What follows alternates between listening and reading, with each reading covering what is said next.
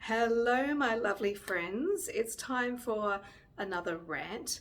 And if we haven't met, my name's Michelle. I'm an artist, a tapestry weaver, a hand weaver, a candle maker, all those hats. If you would like to see more videos about my creative processes, as well as tapestry weaving and creative motivation, please subscribe to this channel. I would love to have you here. And today I'm going to be talking a little bit more about art prizes. I did touch on this subject in my last rant video, and I will link it up above for you in case you haven't seen it. But basically I was thinking about my journey with art prizes, and I thought I would give you my take if you're just starting out and you're thinking about entering art prizes, what my opinion is on how I approach them as opposed to what I'm doing now. So if that sounds good to you, let's go.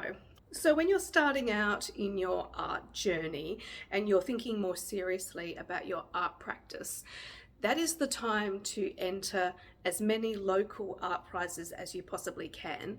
And I think in my first year that I was entering art prizes, that would have been around 2016, 2015 possibly, and I entered a whole slew of art prizes. The very first one that I was a finalist in was the Emma Hack Art Prize, and that was my first sort of foray into being a finalist in an art prize, and it was very exciting, very validating to have my work selected in a juried art prize. And then I was in quite a few other art prizes around that time, and in 2016 I actually won an art prize. That was the Port Pirie Open Art Prize, which is really weird and random, but amazing. And since then, I think I've worked out I've been in about 20 art prizes. And these days I've slowed down my entering of art prizes, but in the beginning, I would say 3 years or so, 3 or 4 years, I entered as many as I possibly could. Now, when I started, tapestry wasn't allowed in most of the art prizes, most of the mainstream art prizes. So I had to be very careful with what I was allowed to enter. But these days, things seem to have changed just in the last few years, and all mediums seem to be accepted. Usually there's a stipulation about photography because they usually have their own art prizes, but most of the time it doesn't matter what medium you're using. It's more about the actual art itself. So I found that's very freeing because now I don't really have to check the terms and conditions. Of course, you still have those traditional art prizes like the Archibald and all those prizes that are painting only, but they're not the kind of things I would be entering anyway. So in summary of this portion of the video, I would say when you're starting out, enter as many local art prizes as you can. I guess I also want to say that not all artists need to even enter art prizes. I guess I'm talking more about artists who want to sell their work, get into galleries, have a more fine art practice, and that's not what all artists want. I'm just talking about the ones that want, that kind of more public art practice. Also, the advantage of entering lots of art prizes in your early days is you can enter as an emerging artist. So you need to check the fine print, but sometimes emerging means 5 years of professional practice. Sometimes it means 5 years after you've graduated. Sometimes it means 10 years after you've graduated. So check the fine print. Every art prize is different. I tend to go by the 5 years after graduation. So therefore I was emerging up until 2020. And now after that, I'm not. I don't even know what I am now. I still consider myself emerging because I don't have what I consider to be a successful art practice yet. But I guess, check the T's and C's. I know there are some emerging art prizes that very, very experienced and well-known people have entered just because they have done like another course, or they've gotten like their master's or their PhD, and so now they consider, well, I've just graduated, now I can enter emerging prizes. I have heard that being discussed, but you know what? That's pretty deceptive, I think, and that's for their own personal moral standpoint. But from my point of view, emerging should be very, very early on in your art career. The other thing to think about is it is easier to get into art prizes as emerging than it is to get in as a, just in the open general section. I have been in the emerging section of the Waterhouse Prize, and then I entered as a non-emerging and I didn't get in. That could be a coincidence, that may not have any correlation, but you generally find there's more competition with the open selection than there is with the emerging. It's the same with the Tapestry Prize, the Kate Derham or the Irene Davies. I think it's pretty easy to get into the Irene Davies as the emerging, but to get into the Kate Derham, you have to compete with all the tapestry weavers all over the world, some that have been weaving for 30 plus years, some that are big names. So bear that in mind. If you see emerging art prizes, take advantage of that, because you only have a small window to be able to enter those, and they look really good on your resume that you have been able to be a finalist in those exhibitions. Sorry, the other thing I forgot to mention is it costs money to enter most art prizes, and most of the time they're anything between 30 Australian dollars and 50 Australian dollars, and that's a lot of money when you add it up. So it's all very well to say I'm going to enter a whole pile of art prizes, but you also have to budget for that cost of entering and also decide whether it's worth entering. So even when you're just starting out, be strategic as to what you enter. Unless money is no object, then enter everything, but also be mindful that if you get selected, if you're entering the same piece into 2 art prizes and you get selected for both, that's not a good look if you then have to pull out because you have to choose between them. So I guess the whole strategy thing also comes down to which piece you want to enter into which prize, and I really wouldn't suggest entering one piece into numerous prizes. It's just too fraught with danger. So when you've been in a few art prizes, that's when you can get a little bit more strategic about what you enter. So that's where I'm at the moment. My resume is full of lots of art prizes that I've been in and a wide variety, but these days I am more strategic about what I enter. As I mentioned in my last video, last year I only entered 1 art prize, and I'm very fortunate to have been selected as a finalist. But I probably should have entered a couple more, but I wasn't in that. Number 1, I wasn't in the mind space, and number 2, I didn't have work available because I was working on doing sort of more my own personal work. So that's another thing to consider.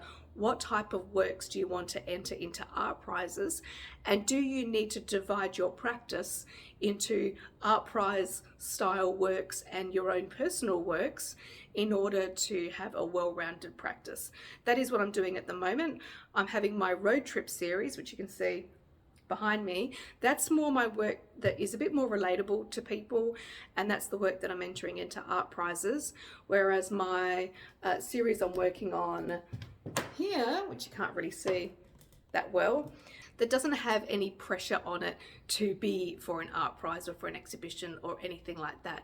So for me, I've really enjoyed having that separation and being able to just do what is out of my heart rather than think in my head about entering into art prizes or exhibitions. So that's another thing to think about. This year I'm being even more strategic. I'm entering art prizes that I wouldn't normally enter, and that's something else that you can consider. There are quite a few things online that you can check to see what art prizes are coming up. I can't think of one right now, but I'll put it on the screen if I find it. But basically there's a website that you can go on and it tells you all the art prizes that are coming up throughout the year in Australia. I'm sure they have international versions of those as well. And the other thing that I do is I check social media, and whenever I see a post about an art prize that I'm interested in, even if it's not one that I'm ready to enter this time around, I save the post so that I can think about entering it in the next iteration of it. So if an art prize is every 2 years, then I keep track of that. I might want to enter that in 2 years' time. If it's a yearly one, then I keep track of that, then I might want to enter it next year. And what I tend to do is I tend to keep a bit of a spreadsheet of what art prizes are coming up, where they are, which galleries they are in, and then I get a little bit more strategic about where would I like my art to be viewed. I've had my art in a lot of galleries in South Australia, in a few galleries interstate, But I think this year I want to enter more interstate art prizes in different states of Australia. So you can have a goal for what type of gallery you want to be involved in. You also can have a goal about what judges you want to be put in front of, because usually for an art prize, they will be upfront about who their judges are, and you may want to be seen by one of these judges. And it doesn't even matter if you win the prize or if you're a finalist, they've still seen your work, and usually they will go to the opening as well. So if you're able to get to the opening, you may be able to meet them and chat to them. Even if you don't, they'll still see your work in the context of the exhibition as well as during the judging process. So this worked for me in the Tatiara. One of the judges is also a curator, and she's actually asked if I can be part of another exhibition with another piece of work. So getting into art prizes is more than just the opportunity to get your work seen, to sell your work, to even win an art prize. It's also about being seen by the right people, and a lot of these judges are also curators, so they are on the lookout for artists who they may want to consider in a future exhibition. So I guess there's not a one line from here to here. You just need to put your work out there, and let me just say, the universe will give you opportunities that you never thought could be possible. So there is that other excellent reason for entering art prizes. And finally, I'm going to say that another good reason to enter art prizes is just it does push you out of your comfort zone quite a bit. So with this road trip series, I am going to be entering a couple of art prizes this year, doing work a little bit out of my comfort zone, but that I can still fit into my visual style. I'm not the kind of person who would create something that's nothing like what I normally do. And I don't even think anyone should do that, because if someone likes your work at an art prize and then they see the rest of your work and they think, oh, that's not actually anything like what you did for the art prize, that's actually not going to help your chances for future works in exhibitions either. So you need to stay consistent with what you are known for or what you want to be known for. But at the same time, it's great to say, like, here's a landscape prize in this state. Well, I'm going to try and make my style fit in with what's in that particular area of the country. So that's what I'm playing with this year. I don't know whether it's going to work, because you never know how art prizes go. But I'm going to give it a go, entering a couple of landscape art prizes and seeing what happens. And the last thing I'm going to say about art prizes, which I know you probably know, but I think I need to still say it, it's not personal. It's not personal. Because if you don't get into an art prize, it's not because you're not a good artist or your work's not good. I mean, it could mean that, I don't know. But usually it's subjective. So if you missed out on an art prize and you think, oh my God, my work was so good, why did I miss out? There could be many, many, many reasons why you missed out.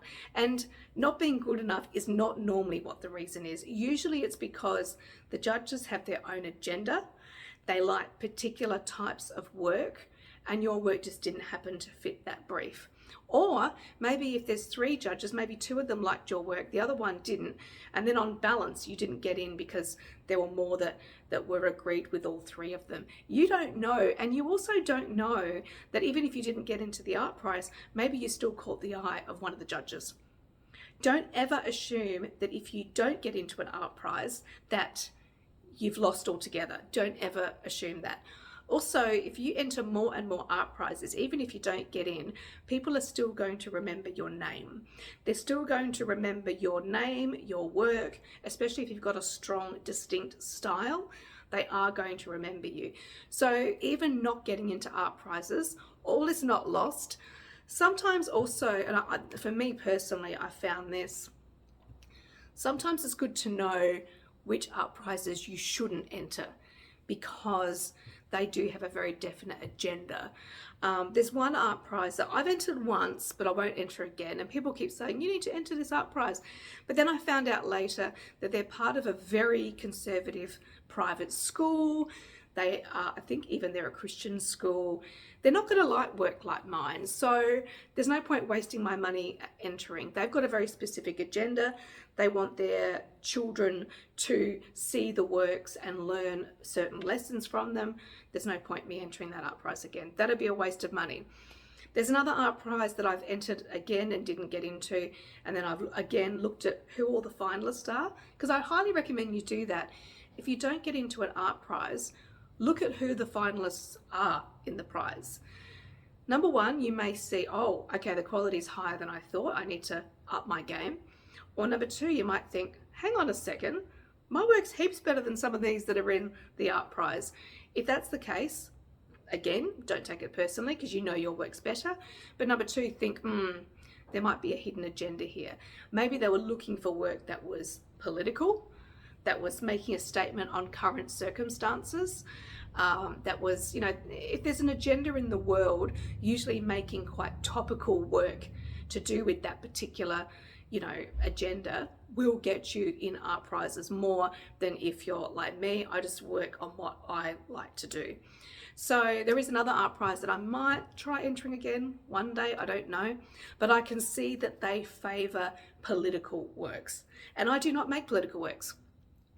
I make very, very personal work. And so again, you just have to know yourself, know the art prize, don't take it personally, but always learn from it. So even if you enter an art prize and then you think, oh, my work is so much better than actually what got in, well, what have you learned from that experience? You may have learned that's not your demographic. Those judges just don't like your work. I mean, that does happen. Some judges just don't like a certain type of work. For me, sometimes my medium or my style is a bit too much for some prizes. I was in one art prize and it was I think it was unjuried. So everything that got entered got exhibited. And my work was hidden behind a door. And when I actually ended up talking to someone, I didn't mean to talk to them about it. They just said, oh, which one's your work? And I said, that one behind the door.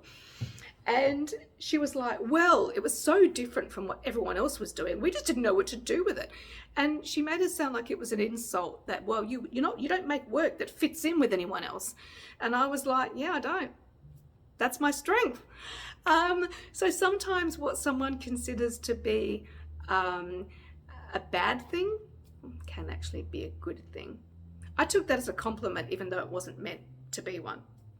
Anyway, I have had other curators say the opposite to me, that what you do is so different and that's why we like it. So there's not one person who's always right. There's not one curator that's always right. There's not one judge of an art prize that's always right. And art prizes are still judged by human beings. Art is subjective. One piece of art that most people think is genius, not everyone's going to think is genius. And also, if you make work that everyone loves, I hazard a guess to say that it's quite boring and banal. Comment below if you agree with me. Also, please comment below whether you've ever entered an art prize or whether you haven't yet. Are you going to enter an art prize? Do you even want to enter art prizes? It's not for everyone. If you do work that you want to do in a more commercial capacity, like make into prints or make into jewelry or make into whatever you want, you may not care about art prizes. And that is completely fine, because there are many, many different ways of having an art business. Don't think that you have to go down the traditional route and get into art prizes and get into a gallery and be very traditional about it. You don't even have to go to art school. You can do whatever you want. I'm just chatting today about art prizes because that's what I've got experience in. And at the moment, that's where I'm getting big benefits as well. So let me know in the comments. Let's have a chat about art prizes. Is it worth it? Is it not? And I will see you in the very next video. Hope you enjoyed my rant. See you next time. Bye.